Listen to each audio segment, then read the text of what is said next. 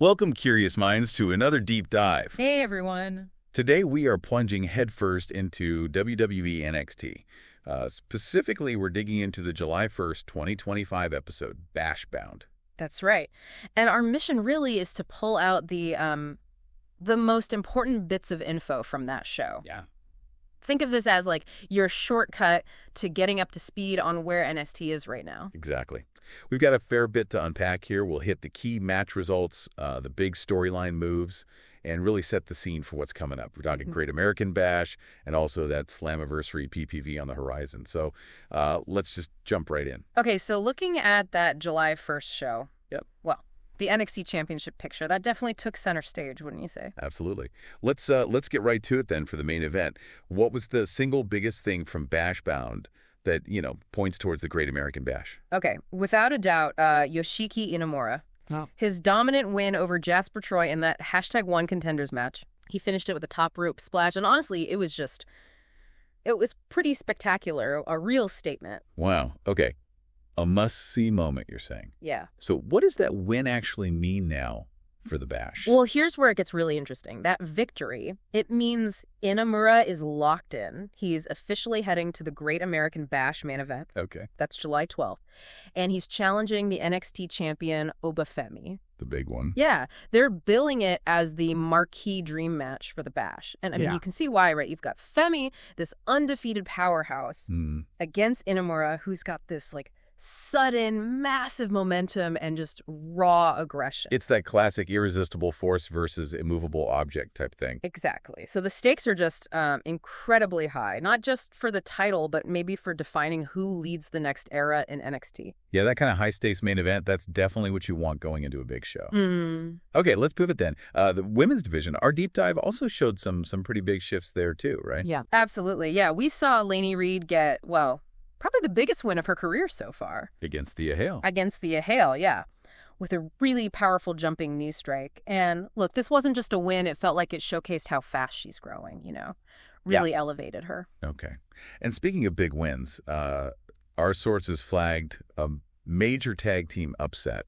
What went down there? And what does that mean for the women's title specifically? Right. That would be Izzi Dame and Tatum Paxley getting the win over Sol Ruca and Zaria. Okay. The key moment here was Izzi Dame pinning Sol Ruca, got her with a sit-out powerbomb. Ah. Now, what's fascinating is that win earned Dame a direct title shot against Sol Ruca. Oh, interesting. Yeah, at the Great American Bash. So, a big singles match brewing right out of that tag team context. So individual title shots popping up from unexpected places. Love that. And, okay, looking bigger picture then, the women's tag scene overall, our sources mentioned something about Blake Monroe.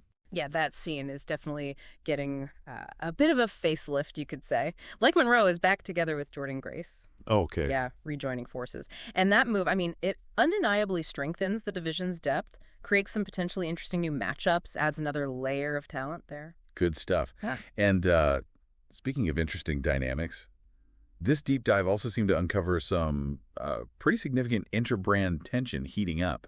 Right. What did we find out about the TNA crossover stuff this week? We certainly did. So Joe Hendry got a win over Wesley, but the way he won was key. Oh. He got a surprise assist from Mike Santana. Santana, wow. Yeah, using his finisher, the standing ovation.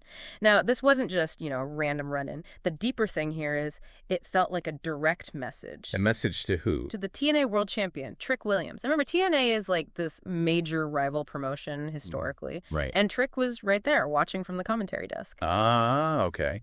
Yeah. So Santana helping Hendry win, that really ramps things up for Slammiversary, doesn't it? Builds that interbrand story. Totally. It's like NXT is deliberately blurring those lines, creating these bigger, maybe more ambitious stories for their guys. Makes sense. Yeah. Adds another layer of intrigue. Exactly.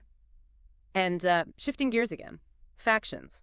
We also saw some shakes-ups there too, right? What happened? And what's the deal with Luca Crusifino leaving the Tony D'Angelo family? Yeah, that was a bit of a surprise. Crusifino breaking away from Tony D. That kind of signals new rivalries, maybe. New paths for him. It absolutely does. And what seems kind of strategic here is, Crusifino going independent, plus all these tag teams forming or reforming. Right. It hints at maybe evolving rosters, even the potential for totally new factions to form within NXT. So like a realignment. Yeah, sort of a strategic realignment. Maybe established groups weaken, new power structures pop up. It feels like a dynamic time, and honestly, those internal shifts often make for the best long-term stories. True. Okay, and before we wrap this up, we should probably mention some of the other action. Miles Bourne, he had a pretty good night, turned his momentum around a bit. He certainly did, yeah. Bourne got the win over Lexis King, used a zigzag. Nice. And that felt particularly good for the fans, I think, especially after all the smack talk King was doing before the match. Felt like a genuine turning point for Bourne. Good for him.